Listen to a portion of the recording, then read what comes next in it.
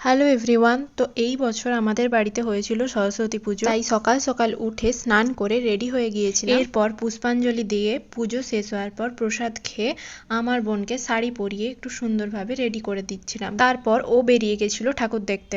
এরপর বাড়িতে হচ্ছিল সরস্বতী পুজো স্পেশাল খিচুড়ি, আর তার সাথে ছিল গরম গরম বেগুন ভাজা, বাঁধাকপির তরকারি আর পাঁপড় ভাজা। সন্ধ্যেবেলায় আমি আর মা রেডি হয়ে একটু বেরিয়ে পড়েছিলাম ঠাকুর দেখতে। প্রথমেই যে ঠাকুরটা দেখলাম সেটা দেখে কিন্তু আমাদের মন ভরে গিয়েছিল। এরপর আমরা গিয়েছিলাম কলেজ মাঠের দিকে। তো কলেজ মাঠ যাওয়ার আগে কিন্তু অনেকগুলো স্কুল পড়ে, সেখানে ঠাকুরগুলো কিন্তু আমরা ঢুকে দেখেছি। এরপর আরো অনেকগুলো ঠাকুর দেখেছি। তো তোমরা সেটা ভিডিওতে দেখতে থাকো, আর কেমন লাগলো অবশ্যই কমেন্টে জানিও। আর দেখা হচ্ছে পরের কোনো ভিডিওতে। টাটা।